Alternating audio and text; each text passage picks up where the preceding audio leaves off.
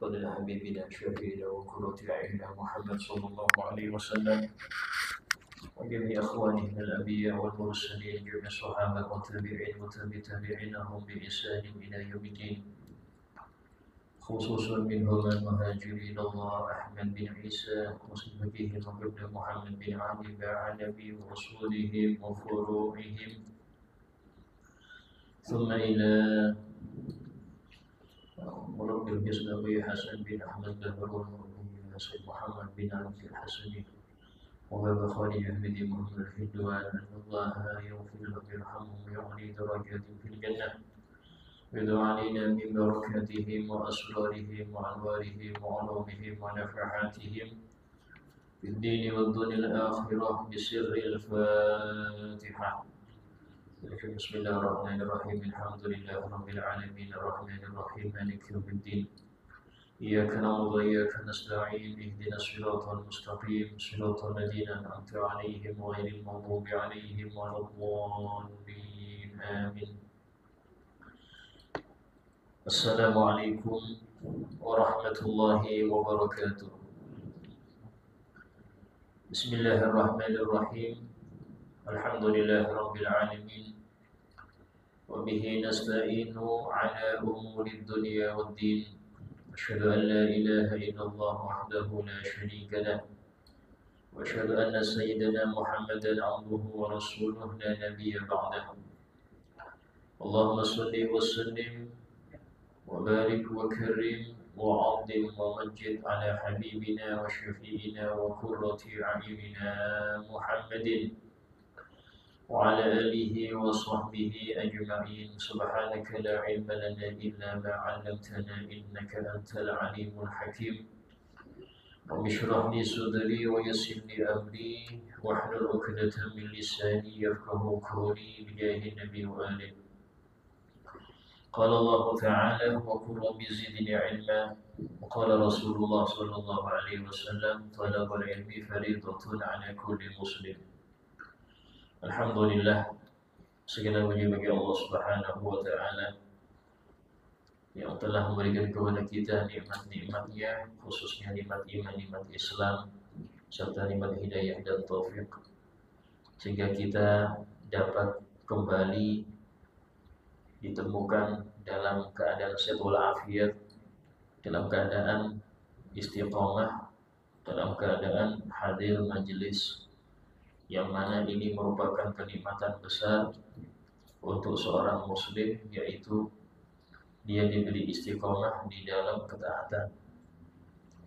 Sehingga di antara bentuk syukur kita akan nikmat itu adalah kita berniat untuk meneruskan bahkan menambah daripada ketaatan kita, berniat untuk mengurangi bahkan meninggalkan keseluruhan daripada maksiat kita, dan yang paling tinggi daripada niat adalah niat untuk mendapat ridha Allah dan menyenangkan hati Rasulullah SAW. Setelah pembahasan sebelum Ramadan tentang pernikahan, tentang hubungan dan lain sebagainya, maka kita masuk kepada pembahasan tentang apa-apa yang dianjurkan untuk anak yang dilahirkan. Dikatakan wa mimma yutlab lil maulud 'inda al-wiladati umur. Di antara perkara-perkara yang dianjurkan atau dituntut untuk seorang anak yang baru lahir ketika dia dilahirkan ada beberapa perkara. Di antaranya an yusammiyahu isman hasana, memberi dia nama yang baik. Ka asma'il anbiya, seperti nama para nabi ya. Kalau itu laki-laki, kalau perempuan para istri nabi, Siti Sarwah, Siti Hajar, Siti Hawa ya. Siti Khadijah ya. Bahkan usahakan di antara kewajiban muslim itu hendaknya mengetahui siapa-siapa keluarga Nabi. Putra-putrinya itu Sayyidina Qasim, Sayyidina Abdullah, kemudian Sayyidina Ibrahim, ini yang putra, kalau yang putri Siti Zainab, Siti Ruqayyah, Siti Ummi Kulthum, Siti Fatimah Az-Zahra. Ada pula juga nama istri-istri beliau, ya, Aisyatun, Siti Aisyah, wa Hafsatun, Hafsah, wa Saudah, Sofiyatun, Maimunatun, wa Ramlah, Hindun, wa Zainabun, dan Juwairiyah. Ditambah yang sudah meninggal ketika Nabi masih hidup, Siti Khadijah dan Siti Zainab binti Zam'ah al-Hilaliyah. Nah, ini pilih nama-nama manusia-manusia mulia. Kenapa? Karena nama itu doa. Ya, nama Nabi, awis sahabat atau nama sahabat, Abu Bakar, Umar, Utsman, Ali, ya, Thalha, kemudian banyak Abu Hurairah dan lain sebagainya. Awis sholihin atau orang-orang soleh, nama para ulama. Ya, dengan harapan semoga anak kita menjadi seperti mereka. Dan ini bentuk daripada haknya anak. Haknya anak itu diberi nama yang baik. Wa huwa min haqqil walad ala walidih. Dan memberi nama yang baik itu termasuk haknya anak atas orang tua. Haknya anak atas orang tua itu ngasih nama yang baik. Termasuk kedoliman orang tua kalau anaknya diberi nama yang tidak ada kebaikannya. Contoh nama orang kafir dikasihkan, ya, saya hobi bola, kasih Ronaldo, muslim, tidak sampai kasih itu. Nama ini, ya. Kenapa? Karena itu bentuk kedoliman. Kalau sudah orang tua tidak berbuat baik kepada anak, jangan salahkan mereka tidak berbakti kepada orang tuanya. Jangan salahkan. Karena kebaktian itu bukan dari anak saja. Orang tua juga sama. Orang tua, tapi istilahnya bukan berbakti. Orang tua wajib memberi hak anak. Kalau sudah orang tua memberi haknya anak, maka jangan khawatir. Anak akan memberi haknya orang tua. Apa itu? Dihormati, ditaati, ya, tidak dilanggar aturannya dan lain sebagainya. Dicintai, didoakan, itu pasti. Kenapa? Karena orang tua sudah ngasih haknya anak. Allah yang menggerakkan hati anak itu untuk berbakti. Ketika orang tua sudah memberi haknya anak, yang berupa diantaranya memberi nama yang baik.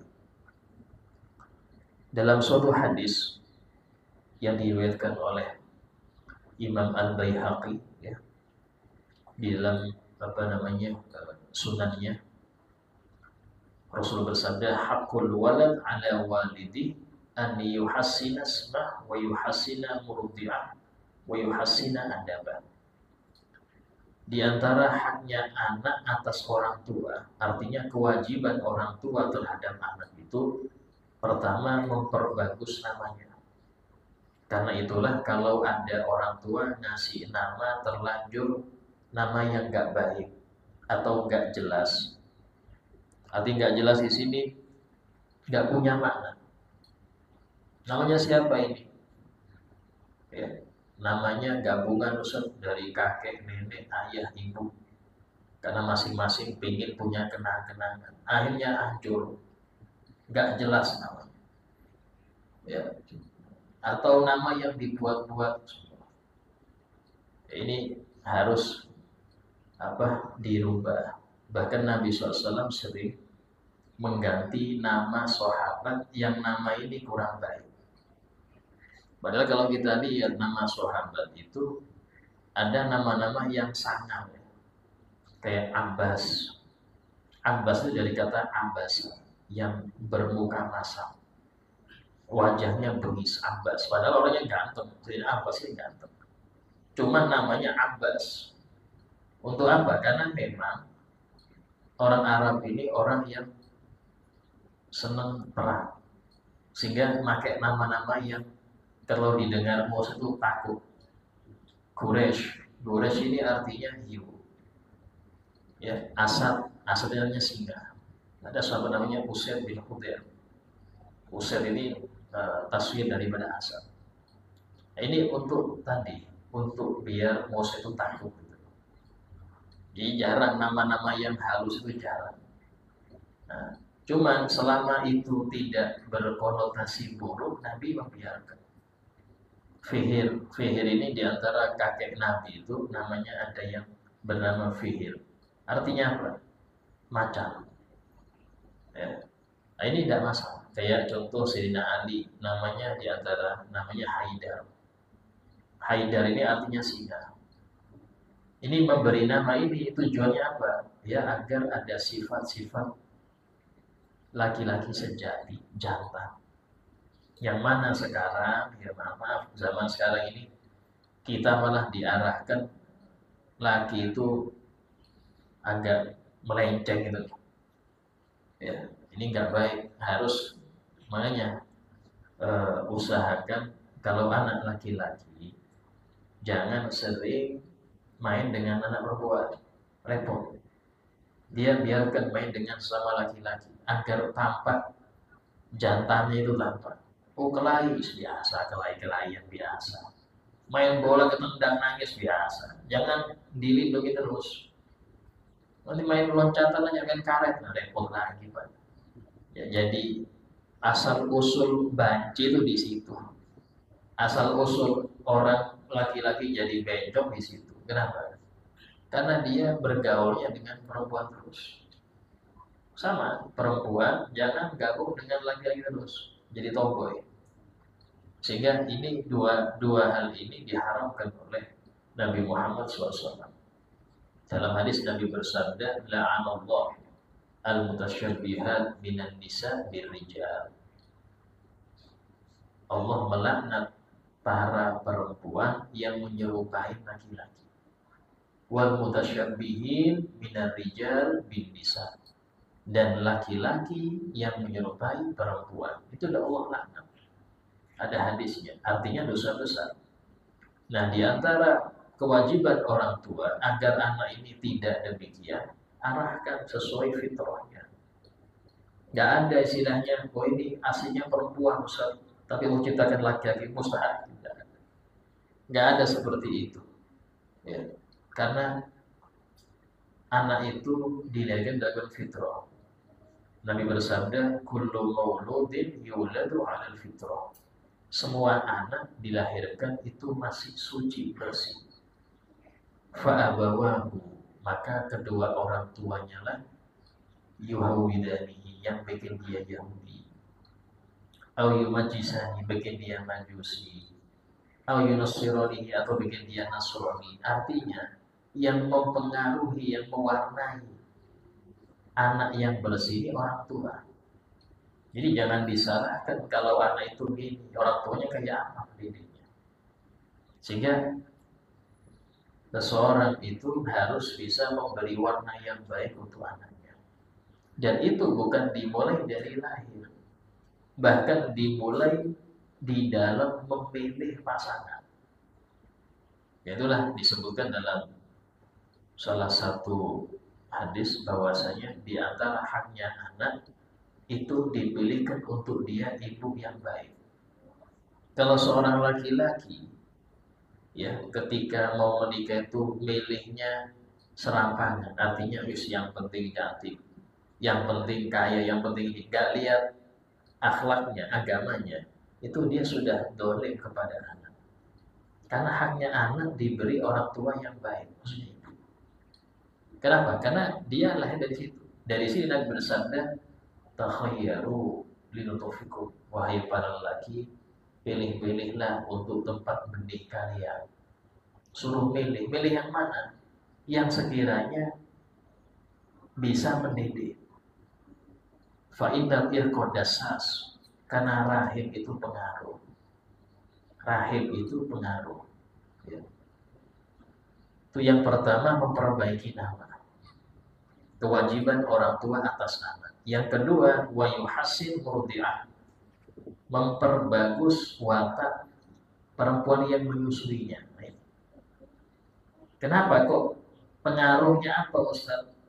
Pengaruh yang menyusui dengan anak ini. Pengaruh kepada watak.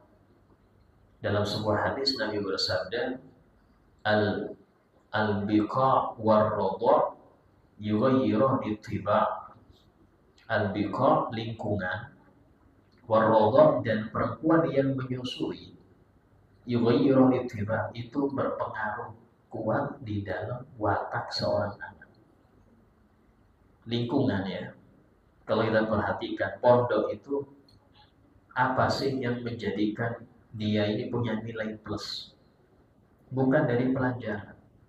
Kalau pelajaran, sampai bisa belajar sama dengan yang di pondok, cari guru privat ngajari. Atau cari universitas yang mempelajari khusus pelajaran Islam, bisa. Tapi hasilnya beda, kenapa? Nah, karena di pondok lingkungan. Yang kuat itu lingkungan.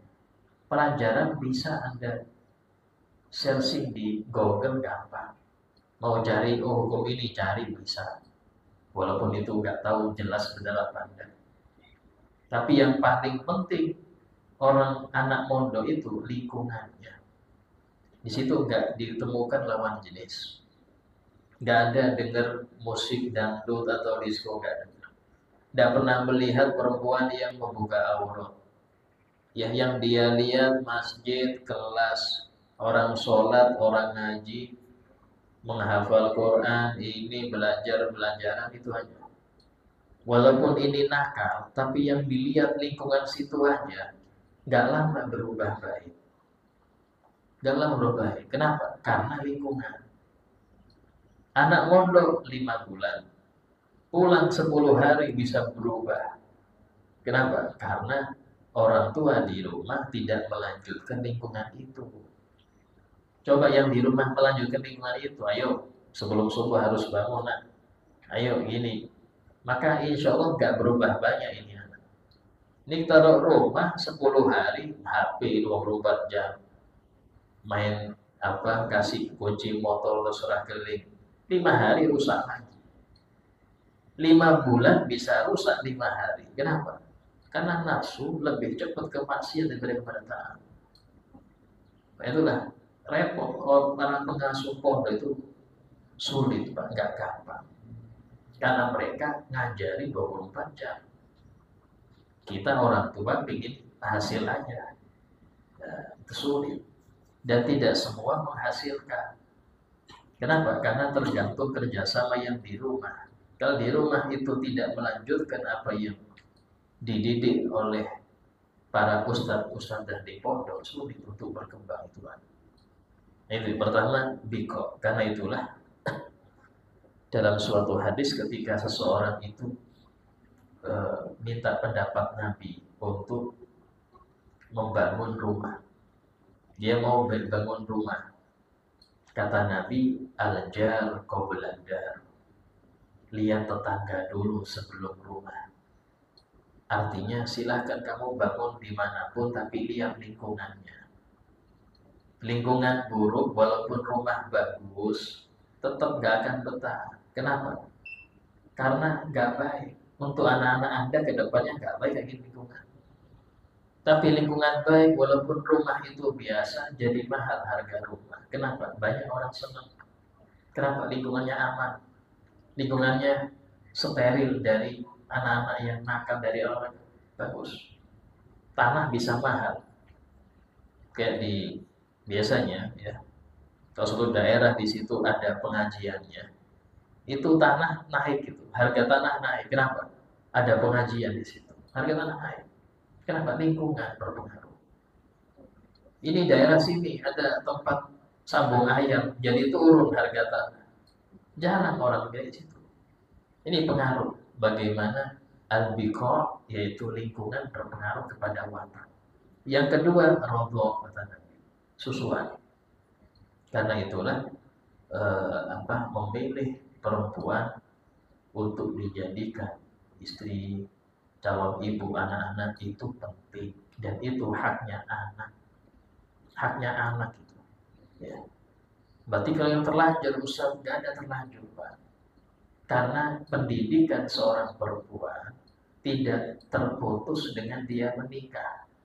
Ketika dia belum nikah, orang tuanya tanggung jawab. Pas dia sudah menikah, suaminya tanggung jawab. Dari sini pendidikan tetap berlanjut. Gak ada ceritanya, usia saya nggak pernah mondok, berarti nggak bisa. Oh bisa.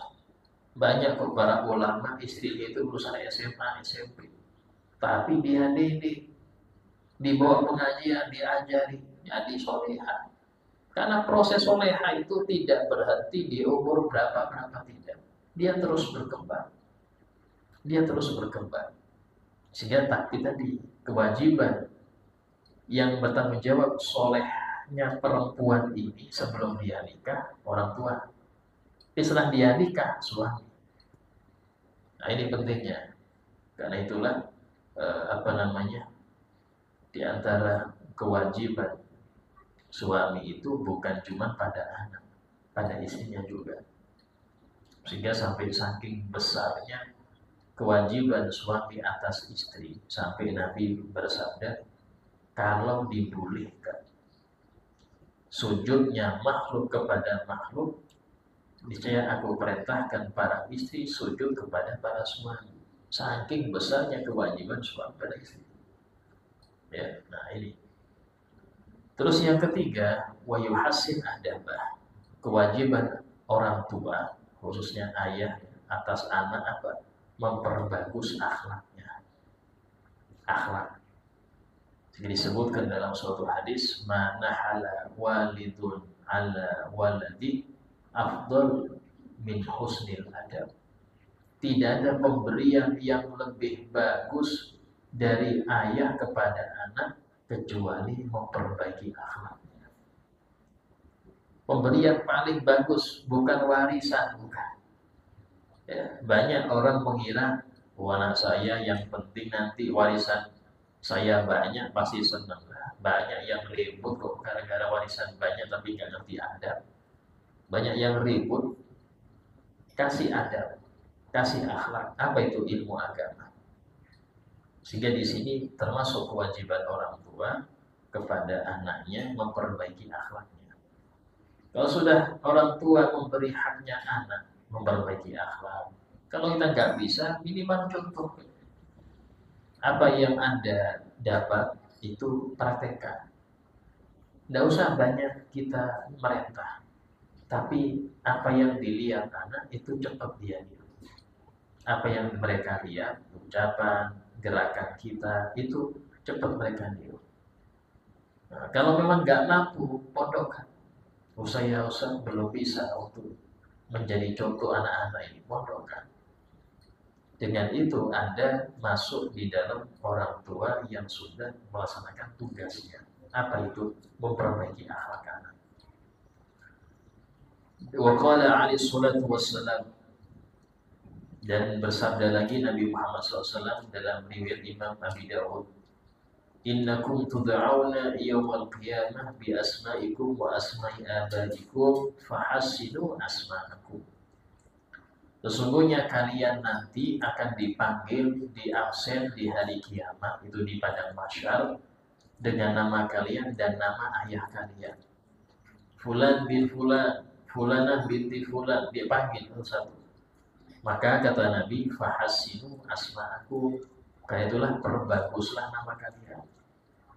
Ya, memperbagus nama ini artinya adalah nama yang tidak baik artinya dirubah. Tidak harus bahasa Arab, tidak. Ya, ada orang namanya Bejo. Bejo itu artinya beruntung, bagus. Ya, Joko berarti perjaka terus. Ya. Bagus juga, tidak apa-apa. Ya, istilahnya tidak harus nama bahasa Arab. Yang penting nama itu di bahasanya baik, pakai. Ya. Walaupun ya, Nabi SAW bersabda, ahabul asma ilallah Abdullah wa Abdurrahman. Dalam Sahih Muslim disebutkan paling afdolnya nama itu Abdullah, Abdurrahman. Kemudian dalam hadis yang lain Nabi bersabda, afdolul khairul asma ma ubbid thumma hubbid. Sebaik-baiknya nama itu yang diawali oleh kalimat Abdul. Tapi ingat, Jangan sampai habis Abdul itu nama selain Allah. Ya. Ada orang saya namanya Abdul Haris. Haris ini bukan nama Allah. Nah, jadi kadang-kadang Abdul itu harus tahu apa habis Abdul ini. Maksud Abdul Muthalib dia apa? Abdul Muthalib nama sebelum Islam. Artinya nama itu, nama kakek Nabi Abdul Muthalib, ada Abu Syams di antara apa namanya kerabat Nabi itu, ada Abu Syams, ada Abu Dar. Itu nama-nama sebelum Islam. Jadi nggak bisa dikaitkan. Kok nggak dirubahin? Meninggalnya sebelum Nabi diutus. Bahkan sebelum Nabi lahir sudah wafat mereka-mereka ini. Jadi nggak bisa untuk apa dikritik, nggak bisa. Dan nggak bisa ditiru. Nggak bisa ditiru. Nama saya Abdul Muthalib punya, nah ganti aja Abdul. Ya. Nah ini, kalau pakai Abdul Muhammad ya, artinya bukan hamba ya, budaknya Nabi Muhammad. Sebagaimana orang boleh, ya. Bahkan dalam Al-Quran sendiri Allah Taala berfirman, Kul katakan ya Muhammad, ya ibadi, alladzina asrafu ala anfusihim. Wahai budak-budakku yang mereka banyak asrafu anfusihim, mendolim diri mereka. La taqnatu min rahmatillah. Jangan putus asa dari rahmat Allah. Di sini Allah menyatakan, ya Muhammad katakan, ya ibadi. Nabi Muhammad yang suruh bilang ya ibadi.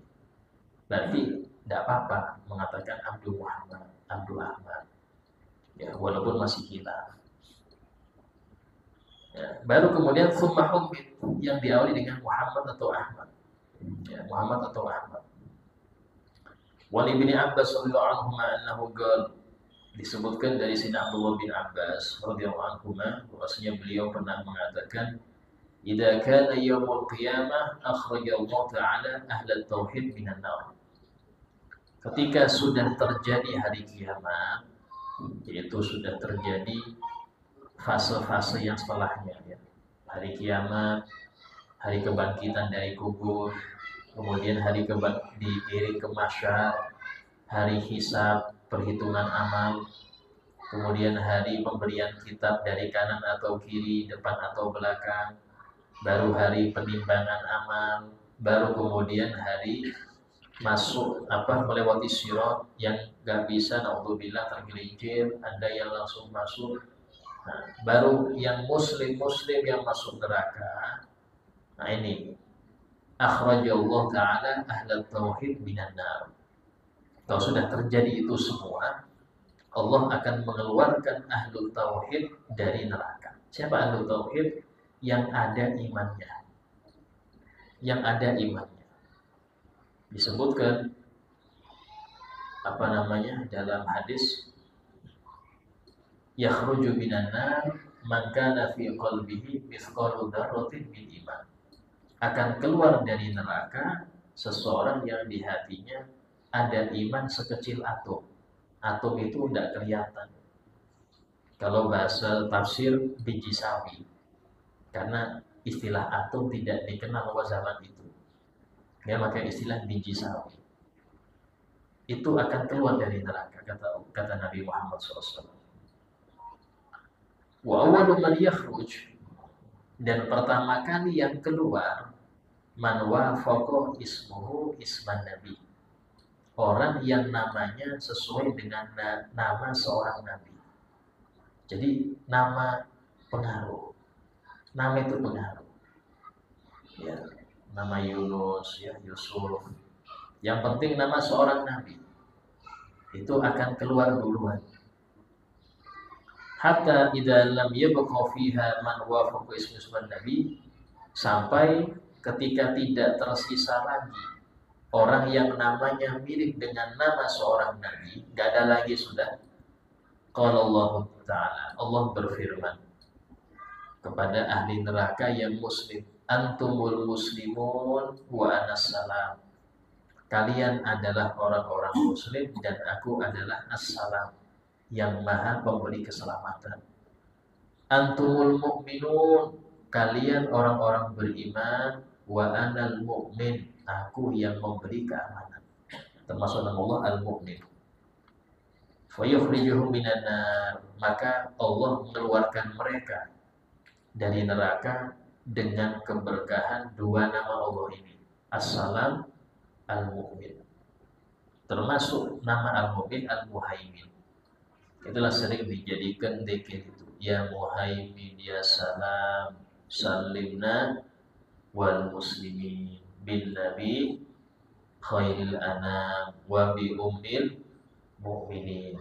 Dibuat dzikir karena dua nama ini nama yang penyelamat, ya. Nama penyelamat ini dalam kitab disebutkan oleh Imam At-Tabari dalam tafsirnya.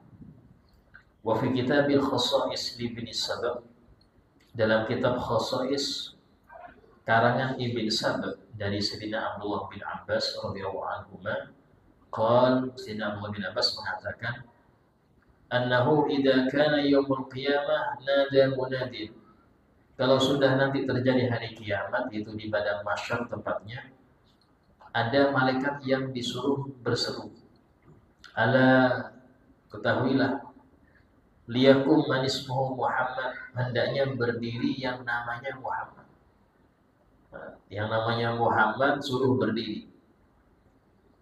Falyadkhulil jannah, maka hendaknya masuk surga. Ini nama Muhammad yang maksiatnya dikit, ya. Maksudnya banyak yang dipanggil. Ini yang maksiatnya dikit, artinya lebih dulu daripada nama yang lain. Karomatan, sebagai kemuliaan untuk Nabi Muhammad SAW. Ya. Karena itulah disebutkan wa fi musnadil Harits bin Abi Usamah radhiyallahu anhu, dalam musnadnya sahabat Harits bin Abi Usamah, anna Nabi SAW qala, bahwasanya Nabi SAW pernah bersabda, man kana lahu thalathatun minal walad, barang siapa yang memiliki 3 anak laki-laki, 3 anak laki-laki, walam yusammi ahadahum bi Muhammad faqad jahil, tapi enggak ada satupun yang diberi nama Muhammad, ya. 3 anak laki-laki, enggak ada satupun namanya Muhammad. Apa kata Nabi? Faqad jahil, dia enggak pinter. Biasanya jahil ini artinya aslinya bodoh, tapi saya enggak enak ngomong bodoh. Dia enggak pinter, kata Nabi. Kok bisa punya 3 anak, kok satu pun enggak ada namanya Muhammad, ini bagaimana? Padahal nama itu disebutkan kalau ada di rumah nama Muhammad itu keberkahan tersendiri. Ya, alhamdulillah nama-nama kita pertama Ahmad, kedua Muhammad, ketiga Muhammad. Nambahin silahkan. Kalau orang dulu itu namanya 1, kita kan banyak. Namanya 1. Kalau sekarang apalagi untuk biar paspor gampang 3 sekarang. Suruh kata 3. Tapi intinya ada Muhammadnya. Ada Muhammadnya. Atau Ahmad, ya. Ahmad atau Muhammad. Ahmad ini nama Nabi yang masyhur di langit. Nama Nabi yang masyhur di langit, di kitab-kitab sebelum Al-Quran itu Ahmad. Sehingga Nabi Isa alaihissalam dalam Al-Quran disebutkan, qala ismu Maryam ya bani Israila inni rasulullah ilaikum musaddiqun lima baina yaday minat Taurat mubasyshirun bi rasulin ya'ti min ba'di ismuhu Ahmad. Jadi Nabi Isa mengenalnya dengan Nabi Ahmad. Masyhur di langit namanya Ahmad, tapi di bumi namanya Muhammad. Ya, di bumi namanya Muhammad. Bahkan nama Muhammad itu tidak pernah dikenal di Arab. Tidak dikenal di Arab. Sampai-sampai Sayyidina Abdul Muthalib, kakek Nabi, ketika memberi nama Muhammad itu dikatakan oleh orang-orang, mengapa engkau memberi cucumu nama Muhammad, sementara nggak ada satupun yang punya nama itu? Kata beliau, aku ingin bayi ini dipuji oleh seluruh makhluk. Karena arti Muhammad ini yang banyak dapat pujian. Kalau Ahmad yang paling banyak memuji Allah. Jadi dua-duanya dapat. Yang paling banyak dipuji Allah Nabi Muhammad, yang paling banyak memuji Allah Ahmad. Cuman kata guru saya, biasanya kalau nama Ahmad agak keras, tapi kerasnya filhaq. Kalau Muhammad agak lembut. Jadi kalau ada nama Ahmad biasanya agak keras. Nah, kalau Muhammad agak lembut. Ya. Tapi kalau terlalu lembut bisa cengeng, misalnya gini. Kalau Ahmad agak keras. Nah, isinya dua-duanya bagus. Nah, tinggal tambahin setelahnya itu apa, atau sebelumnya ada apa-apa. Ya. Waqala Imam Malik radhiyallahu anhu, berkata Imam Malik bin Anas, ya, beliau Imam Darul Hijrah, imam yang masyhur dikenal dengan Imam Darul Hijrah, imamnya kota Madinah. Ya, dan beliau adalah salah satu pendiri madhab yang empat, madhab Maliki. Dan beliau gurunya Imam Asy-Syafi'i, pendiri madhab Syafi'i itu Muhammad bin Idris Asy-Syafi'i. Di Imam Malik, beliau mengatakan, sami'tu ahlal Madinah yaqulun. Aku mendengar penduduk Madinah itu mereka berkata, ma min ahli baitin fihim ismu Muhammad illa ruziku rizqa khair. Tidak ada suatu keluarga yang di dalam keluarga itu ada yang bernama Muhammad, kecuali pasti mereka akan diberi rezeki yang baik. Itu keyakinan ahli Madinah. Sehingga tidak ada rumah di Madinah kecuali kalau ada laki-lakinya pasti ada nama Muhammad atau Ahmad.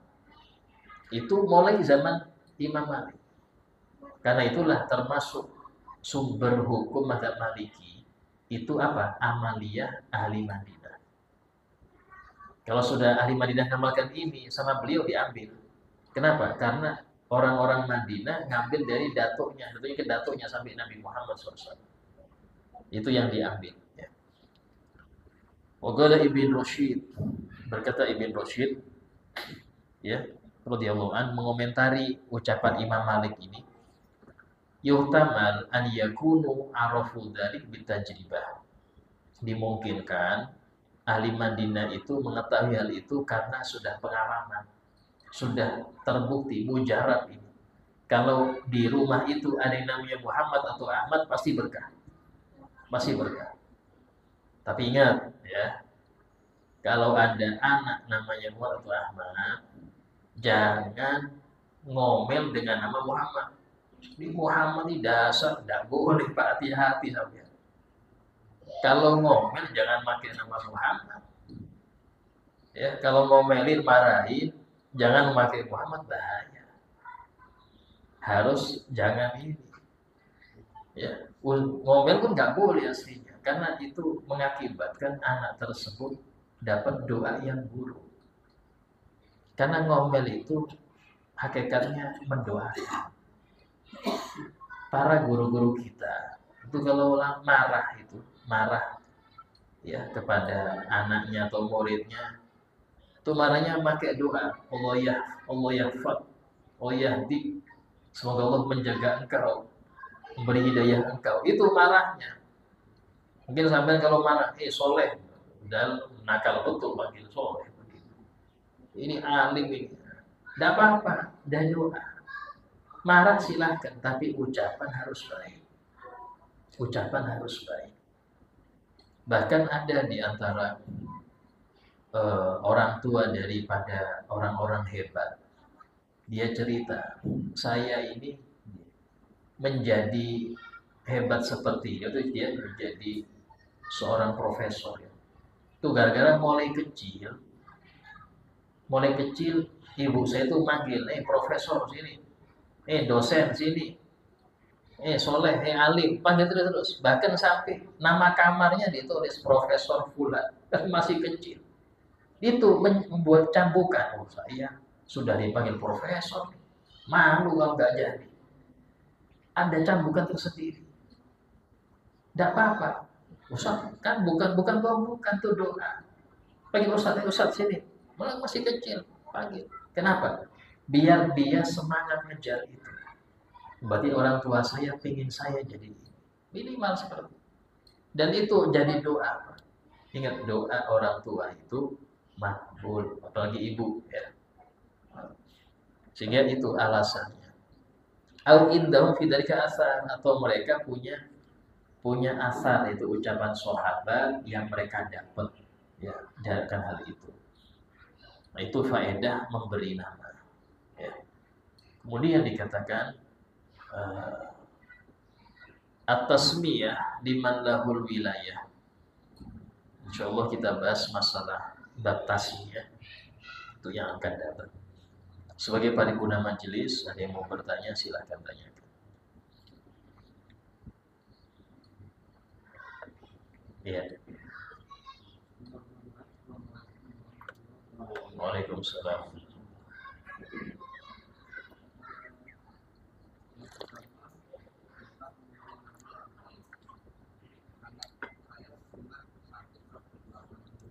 Hmm.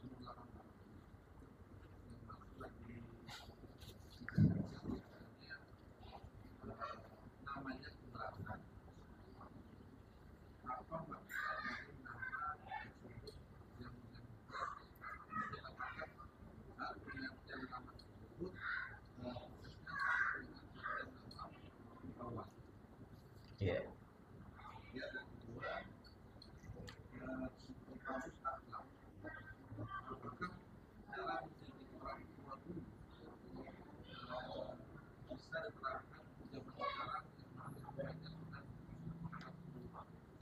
Nah, iya.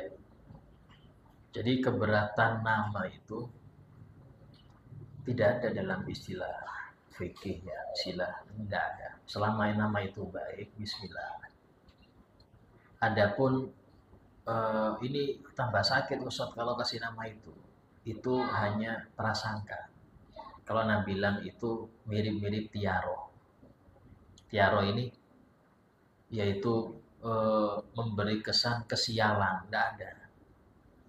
Selama nama baik, tidak masalah. Sakit, jangan kaitkan dengan nama. Sakit ala ini Ustaz, jangan kan dengan nama, jangan. Ya, tapi kalau sudah dirubah namanya, jadi nggak sakit lagi, karena Anda percaya. Karena Anda percaya. Sugesti itu ya tergantung kepercayaan kita. Kayak contoh nih, di daerah istri ya, di Matapura itu sudah ada ini, kalau perempuan baru melahirkan 40 hari nggak boleh keluar, jemur pun nggak boleh, kalau itu kena sakit. Pernah dicoba keluar jemur, sakit, dibangil aman aja.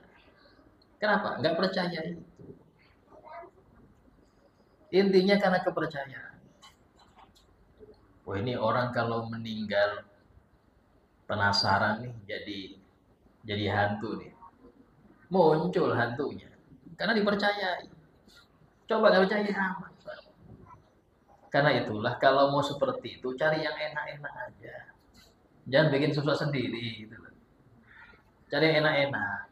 Kalau nggak enak nggak usah diikuti.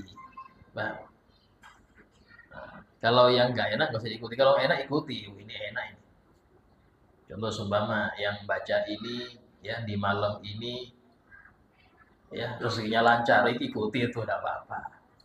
Tapi kalau model sial-sial nggak mau ikut kita. Nggak mau, kenapa? Pesimis nggak boleh. Nabi itu nggak suka tasya'um. Tasya'um itu pesimis.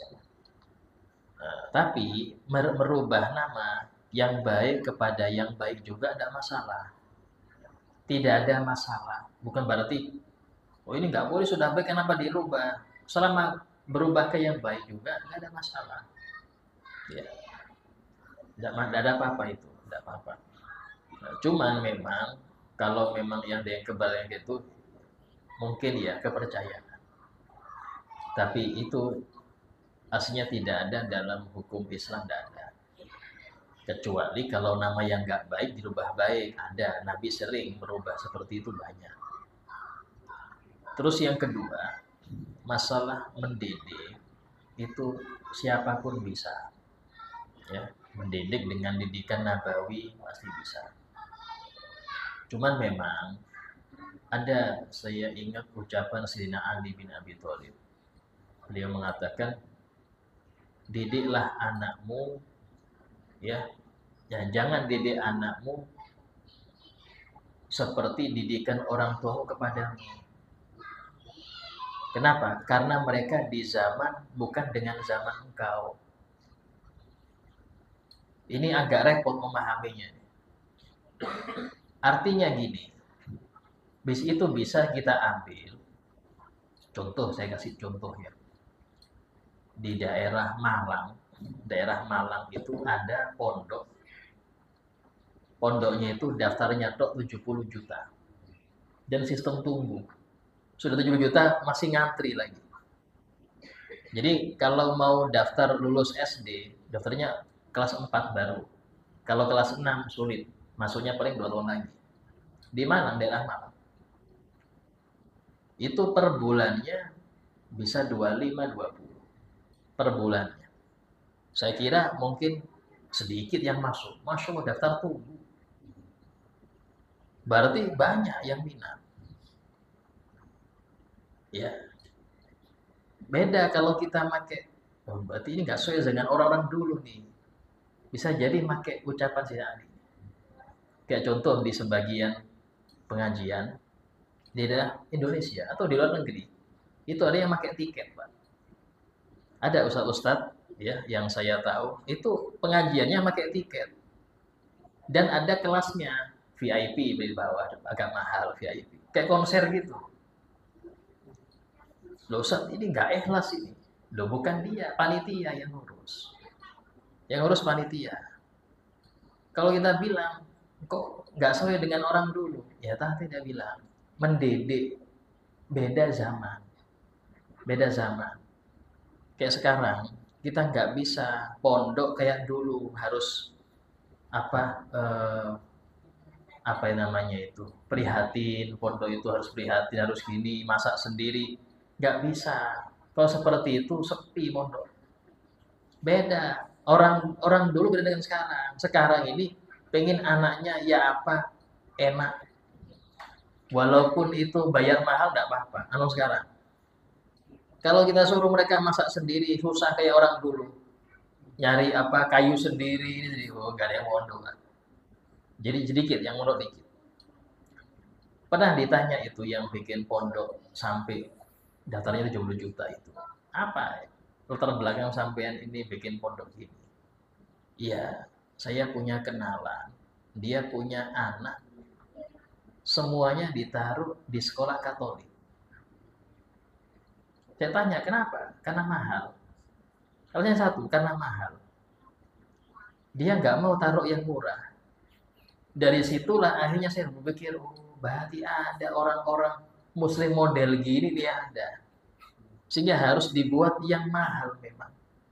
Mereka taruh murah nggak mau, bukan lihat kualitasnya, harus mahal. Dan itu memang zamannya sekarang. Jadi jangan kita suudzon, kok mahal betul sih bikin pengajian bayar gini. Karena ada orang-orang yang memang nggak bisa diajak gratisan. Ayo, gratis masuk ke majelis ini. Duduk, kipas angin, kasih kopi lagi. Nggak mau dia. Berbayar, oh mau dia berbayar. Ada. Bahkan di Mesir itu beberapa pengajian berbayar. Hadirnya itu pakai tiket.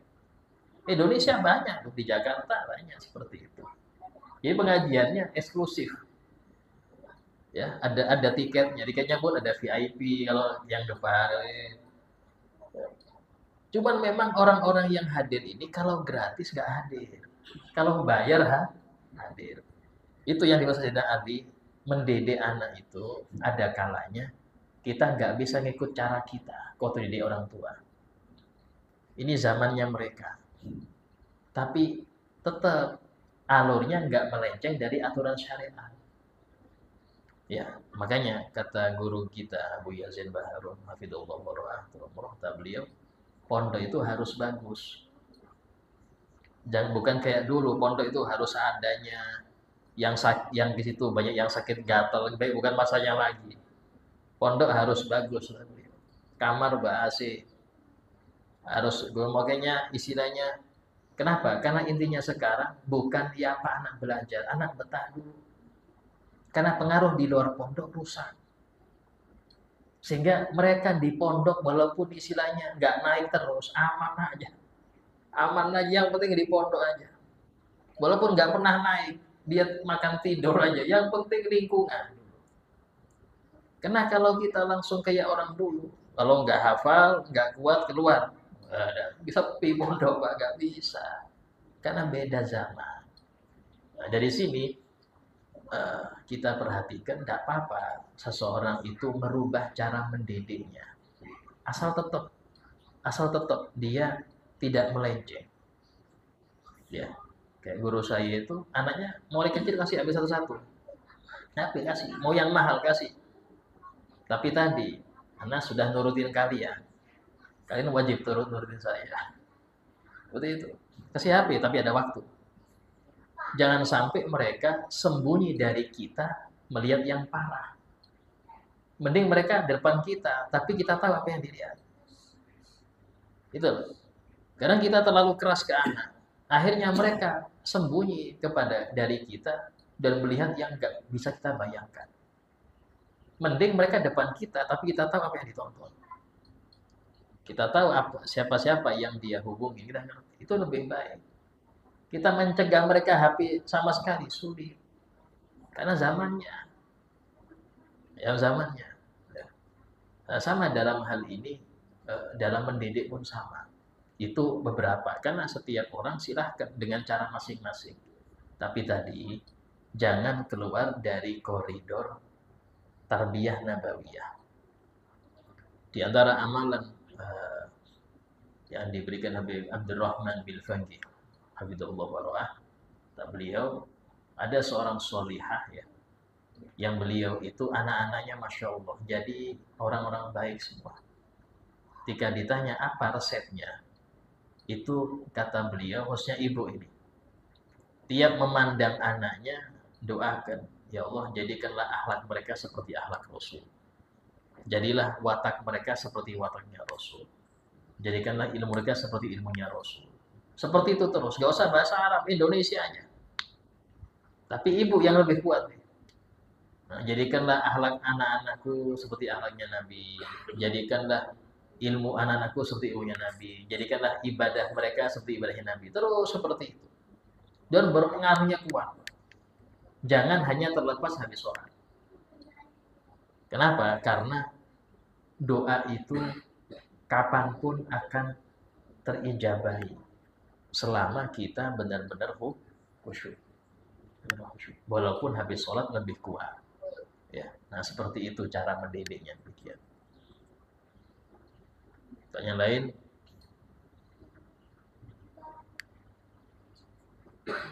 Alhamdulillah, insyaallah kita dapat, semoga bermanfaat. Semoga Allah Ta'ala menjadikan kita orang tua yang mengetahui, yang mengenal haknya anak, dan kita bisa melaksanakan hak mereka, sehingga kedepannya mereka melaksanakan hak kita, dan mereka dan kita dikumpulkan bersama di surga Allah Ta'ala. Amin ya rabbal alamin.